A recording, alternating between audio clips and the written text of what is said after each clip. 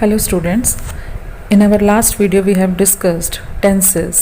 ਪਿਛਲੀ ਵੀਡੀਓ ਦੇ ਵਿੱਚ tenses ਦਾ ਇੰਟਰੋਡਕਸ਼ਨ ਦਿੱਤਿਆਂ ਹੋਇਆ ਅਸੀਂ ਸਿੱਖਿਆ ਕਿ 12 ਤਰੀਕੇ ਦੇ ਜੋ ਡਿਫਰੈਂਟ ਟਾਈਪਸ ਆਫ tenses ਹੁੰਦੇ ਆ ਉਹ ਟੋਟਲ 12 ਹੁੰਦੇ ਆ ਜਿਹਦੇ ਵਿੱਚ ਕਿ ਪਾਸਟ ਪ੍ਰੈਜ਼ੈਂਟ ਔਰ ਫਿਊਚਰ ਦੇ 4 tenses ਨੂੰ ਮਿਲਾ ਕੇ ਇਹ ਕੁੱਲ 12 ਬਣ ਜਾਂਦੇ ਆ ਔਰ ਇਹ ਵੀ ਸਿੱਖਿਆ ਕਿ ਕਿਹੋ ਜਿਹੇ ਪੈਰਾਗ੍ਰਾਫਸ ਨੂੰ ਲਿਖਣ ਵਾਸਤੇ ਅਸੀਂ ਕਿਹੋ ਜਿਹੇ ਟੈਂਸ ਨੂੰ ਯੂਜ਼ ਕਰਨਾ ਹੈ। ਫॉर ਐਗਜ਼ਾਮਪਲ ਅਸੀਂ ਸਿੱਖਿਆ ਕਿ ਅਗਰ ਰੋਡ ਐਕਸੀਡੈਂਟ ਨੂੰ ਡਿਸਕ੍ਰਾਈਬ ਕਰਨ ਚਾਹ ਰਹੇ ਹਾਂ ਤੇ ਫਿਰ ਪਾਸਟ ਦੇ ਵਿੱਚ ਸੈਂਟੈਂਸਸ ਲਿਖਾਂਗੇ।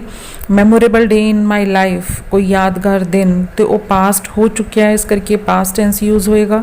ਮਾਈ ਹੌਬੀ ਜਾਂ ਫਿਰ ਮਾਰਨਿੰਗ ਵਾਕ ਵਰਗੇ ਪੈਰਾਗ੍ਰਾਫਸ ਨੂੰ ਲਿਖਣ ਵਾਸਤੇ ਉਹਨਾਂ ਟੌਪਿਕਸ ਨੂੰ ਲਿਖਣ ਵਾਸਤੇ ਅਸੀਂ ਪ੍ਰੈਜ਼ੈਂਟ ਯੂਜ਼ ਕਰਾਂਗੇ। ਔਰ ਮਾਈ ਏਮ ਇਨ ਲਾਈਫ ਜੋ ਕਿ ਫਿਊਚਰ ਦੀ ਗੱਲ ਹੋ ਰਹੀ ਹੈ ਤੇ ਉੱਥੇ ਫਿਊਚਰ ਟੈਂਸ ਯੂਜ਼ ਹੋਏਗਾ। ਇਹਨਾਂ ਚੀਜ਼ਾਂ ਨੂੰ ਸਿੱਖਣ ਦਾ ਪਰਪਸ ਇਹੀ ਹੈ ਕਿ ਅਸੀਂ ਆਪਣੇ ਜੋ ਇਮੋਸ਼ਨਸ ਹੈ, ਜੋ ਸਾਡੀ ਫੀਲਿੰਗਸ ਹੈ, ਉਹਨੂੰ ਅਸੀਂ ਐਕਸਪ੍ਰੈਸ਼ਨਸ ਨੂੰ ਐਕਸਪ੍ਰੈਸ ਕਰ ਸਕੀਏ ਔਰ ਸਹੀ ਤਰੀਕੇ ਦੇ ਟੈਂਸ ਨੂੰ ਉੱਥੇ ਯੂਜ਼ ਕੀਤਾ ਜਾਏ। ਔਰ ਕੱਲ੍ਹ ਅਸੀਂ ਸਟਾਰਟ ਕੀਤਾ ਸੀ ਪ੍ਰੈਜ਼ੈਂਟ ਇੰਡੈਫੀਨਿਟ, ਜਿਹਦੇ ਵਿੱਚ ਕੀ ਅਸੀਂ ਪੜ੍ਹਿਆ ਕਿ ਰੂਲਸ ਕੀ ਹੈ ਔਰ ਉਹ ਕਿੱਥੇ ਕਿੱਥੇ ਯੂਜ਼ ਹੁੰਦਾ ਹੈ। तो first form of the verb use होंदा है और ਉਹਦੇ ਨਾਲ ही she it अगर सब्जेक्ट होए तो फर्स्ट फॉर्म ਦੇ ਨਾਲ s या es ਲੱਗ ਜਾਂਦਾ ਹੈ। और इंटरोगेटिव या नैगेटिव सेंटेंसेस ਦੇ ਵਿੱਚ I we you ਦੇ ਨਾਲ do ਨੂੰ यूज़ ਕੀਤਾ ਜਾਂਦਾ ਹੈ और he she it ਦੇ ਨਾਲ does ਨੂੰ यूज़ ਕੀਤਾ ਜਾਂਦਾ ਹੈ और ਅਸੀਂ ਇਹਦੇ एग्जांपल्स ਵੀ क्लियर ਕੀਤੇ ਸੀ। Now today is our topic is present continuous tense।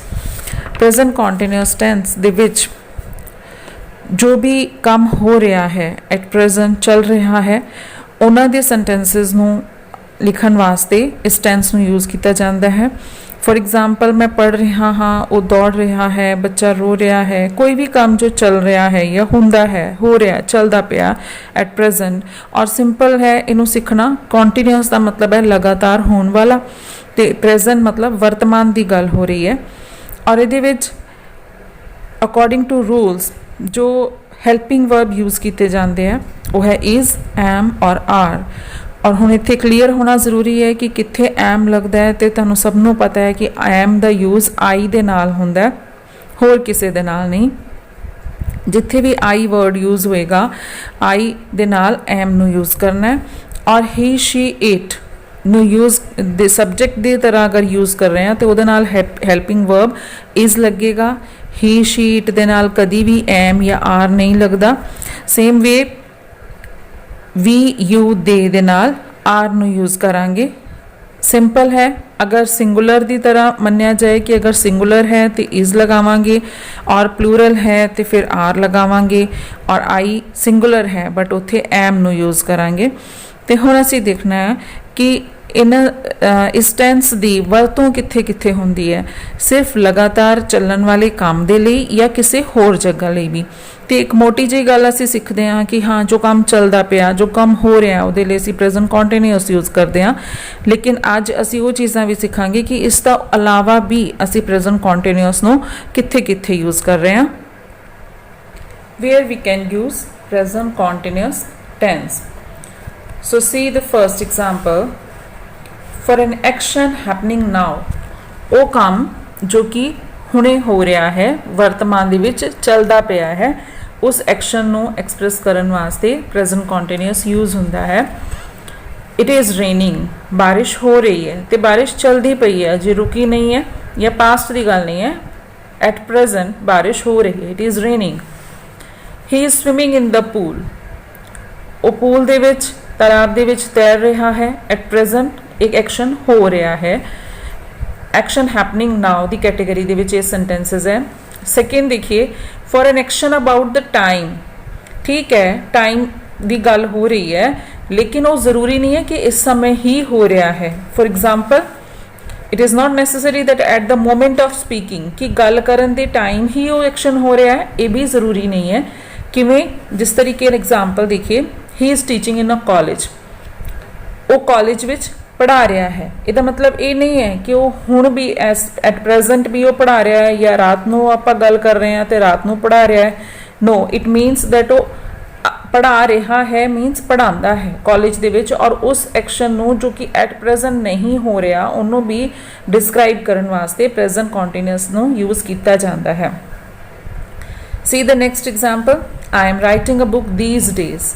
मैं इन्हां दिनां दे विच एक किताब लिख रही हाँ, या मैं इन्हां दिनां विच एक किताब लिख रहा हाँ, और एट प्रेजेंट मैं हाथ विच पेन नहीं फड़िया होया, लेकिन अजकल दी दिन चलती पई है, इस करके इत्थे प्रेजेंट कॉन्टीन्यूअस यूज़ किया जा सकता है। Now see the third, for a planned arrangement in near future. बिल्कुल जल्दी ही करन वाले काम नू ਉਹਦੇ ਲਈ ਜਿਹਦੇ ਲਈ ਅਸੀਂ ਆਪਣੇ ਆਲਰੇਡੀ ਅਰੇਂਜਮੈਂਟ ਕਰ ਚੁੱਕੇ ਹਾਂ, ਪਲਾਨਿੰਗ ਕਰ ਚੁੱਕੇ ਹਾਂ। For example she is going to Delhi tomorrow.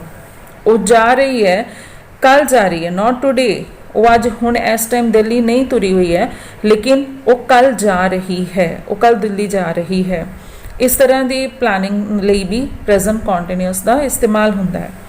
They are coming by train, वो ट्रेन तो आ रहे हैं। नॉट एट प्रेजेंट कि वो तुरे हुए है, दे आर कमिंग, उन्हों का आना ट्रेन तो होएगा, प्लान्ड अरेंजमेंट है। विद ऑलवेज, ऑलवेज वर्ड दे नाल भी, ऑलवेज वर्ड दे नाल भी प्रेजेंट कॉन्टीन्यूअस यूज़ होएगा, लेकिन उहदे नाल कंडीशन की है कि बार बार जो कोई एक्शन रिपीट होए, for a frequently repeated action which annoys the speaker, जिहदे करके स्पीकर परेशान हो जाए या अक जाए या डिस्टर्ब हो जाए, उस case they which always they नाल प्रेजेंट कॉन्टीन्यूअस यूज़ होंदा है। अदरवाइज तुसी पढ़िया सी कि ऑलवेज हमेशा होने वाली चीज़ दे नाल असी प्रेजेंट इंडेफिनेट यूज़ करते हैं, बट इट इज़ एक्सैप्शनल केस कि इत्थे तुसी ध्यान नाल देखना है और सेंटेंस नूं समझने की कोशिश करनी है। The students are always making noise in class. Student बार बार शोर मचाते हैं और परेशानी होंदी है, इस करके प्रेजेंट इंडेफिनेट नहीं इत्थे यूज़ होया, प्रेजेंट कॉन्टीन्यूअस यूज़ होया। सेकेंड देखिए, you are always quarrelling with me, तुसी हमेशा मेरे नाल झगड़ा करते हो, तो इत्थे भी ऑलवेज दे नाल प्रेजेंट कॉन्टीन्यूअस यूज़ होया है। सी सम मोर एग्जाम्पल्स। प्रेजेंट कॉन्टीन्यूअस दे रूल नूं ध्यान दे विच रखदियां होयां इज़ एम आर दे नाल वर्ब दी फर्स्ट फॉर्म और ING लगता है। इस गल का ध्यान रखदियां होयां असी इस एग्जाम्पल्स नूं क्लीयर कर रहे हैं। I am watching video, I दे नाल एम लगा, I am watching video. I am studying online, they are listening to me, and she is reading newspaper. You are playing badminton.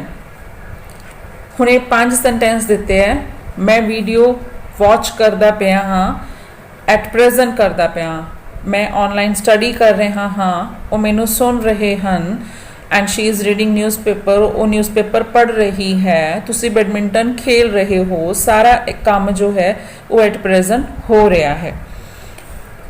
अगर इंटेरोगेटिव क्वेश्चन मार्क वाले sentence अगर आंदे हैं और present continuous दे विच असीं उन्हां नूं लिखना है तो किस तरीके दे नाल लिखांगे। रूल उही है, इज़ एम आर दे नाल वर्ब दी फर्स्ट फॉर्म ING, लेकिन फर्क सिर्फ इन्ना हो जाएगा कि is am are helping verb नूं असीं स्टार्टिंग दे विच लैके आ जाएंगे, और जिवें कि बाकी इंटेरोगेटिव सेंटेंसिस दे विच हुंदा है कि हैल्पिंग वर्ब तो ही क्वेश्चन स्टार्ट किया जाता है। So see, am I writing a letter, am I subject तो बाद वर्ब दी फर्स्ट फॉर्म दे नाल ING है। Is she learning a lesson, question mark. Are they playing match, are you learning French. Is she finishing his work. इन सारे sentences दे विच तुसी देखिए कि हेल्पिंग वर्ब अगे आया है, देन सब्जेक्ट आया है, और फिर वर्ब दी फर्स्ट फॉर्म दे नाल ING आया है। और इत्थे वर्ब दी फर्स्ट फॉर्म का पता होना ज़रूरी है। कुछ वर्ड्स इहो जिहे हुंदे हैं जिन्हां दे बारे असी कन्फ्यूज़ हो जाते हैं। फॉर एग्जाम्पल असी वर्ड यूज़ करते हैं होल्ड, और कई स्टूडेंट उत्थे हेल्ड वर्ड यूज़ कर देंगे हैं, लेकिन होल्ड दी फॉर्म अगर नहीं पता लगेगी कि फर्स्ट फॉर्म की है होल्डिंग है कि हेल्डिंग है, तो अगर नहीं पता लगेगा तो साडा आंसर गलत हो जाएगा। सो वर्ब दी फॉर्म्स दी नॉलेज होना भी ज़रूरी है। और ING हमेशा वर्ब दी फर्स्ट फॉर्म दे नाल लगता है, होल्डिंग, हेल्डिंग नहीं। See negative sentences, she is not catching ball, I am not doing my work, they are not listening music, we are not reading book, and he is not obeying his father. In these sentences you can see subject she, I, they, we, he, और फिर उस तो बाद helping verb दे नाल not लगाया गया। Not catching, not doing, not listening, not reading, not obeying. इस तरीके दे नाल नेगेटिव सेंटेंसेस दे विच भी जो मेन चीज़ है इज MR प्लस वर्ब दी फर्स्ट फॉर्म ING, इनू भुलना नहीं है। चाहे वो इंटरोगेटिव सेंटेंसेस होन जिहदे विच की हेल्पिंग वर्ब नू अगे लैके आना है, और या फिर नेगेटिव होन जिहदे विच की नॉट लगाना है। लेकिन मेन बेसिक जो कंसैप्ट है वो प्रेजेंट कॉन्टीन्यूअस दा जो रूल है उहदे विच इज MR दे नाल वर्ब दी फर्स्ट फॉर्म और ING ही लगाए जाते हैं। Thank you so much for watching.